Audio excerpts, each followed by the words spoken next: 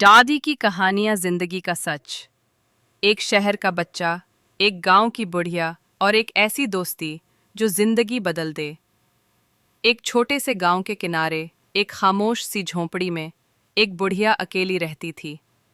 एक दिन शहर से एक नन्हा सा लड़का गांव की सैर को आया, आंखों में हैरत और दिल में सवालात।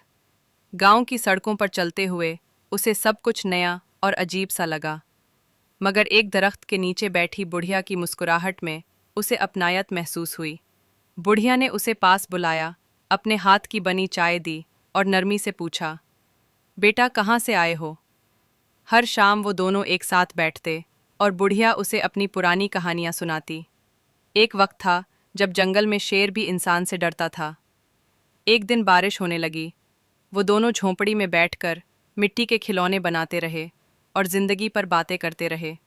बुढ़िया ने कहा, जिंदगी में असल चीज़ दौलत नहीं, किसी का साथ और एक मकसद होना है बेटा। उस दिन के बाद लड़के ने दिल में तहिया कर लिया, मैं बड़ा होकर इस गांव में स्कूल बनाऊंगा, सब बच्चों के लिए। जब छुट्टियां ख़त्म हुईं, लड़का रवाना होने लगा। मैं वापस आऊंगा दादी, वादा रहा। सालों बाद वो लड़का अब जवान बनकर वापस आया। इसी दरख्त के नीचे उसने स्कूल की बुनियाद रखी और एक तस्वीर निकाली, दादी की तस्वीर। ये कहानी पेश की गई मीठे बोल ऑफिशियल चैनल की तरफ से, जहां हर बात में होता है प्यार, सबक और अपनायत।